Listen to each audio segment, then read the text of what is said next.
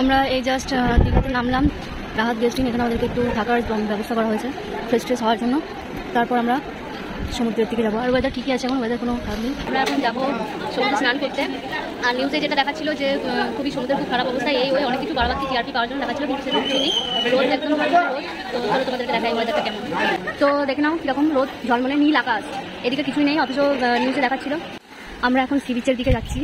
এখানে কত রোদ দেখছো, আর বলতে বলতে বৃষ্টি হচ্ছে, সমুদ্রের অবস্থা খুব খারাপ। সবাই একটু বসে আছে, এত রোদের তাপ কি বলবো জানো।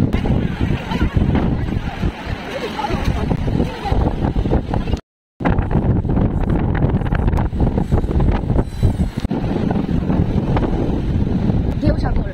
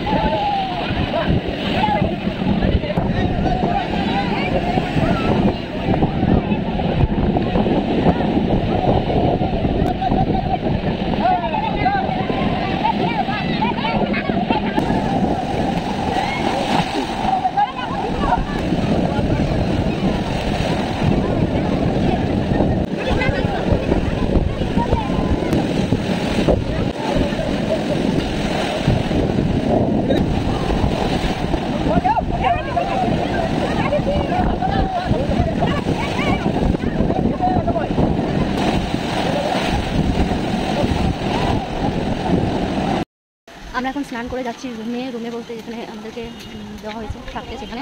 তো প্রচণ্ড খেতে পেয়েছে, আগে আমরা খাবো, তারপর একটু ঘুরতে বেরোবো। প্রথমে জগন্নাথ মন্দিরটা দেখবো, তারপর বাকি সাইড সিনগুলো দেখবো। আর যদি টাইম থাকে তাহলে মন্দারমণিটা যাবো। তো চলো ফ্রেশ হোক, তারপর দেখা হচ্ছে।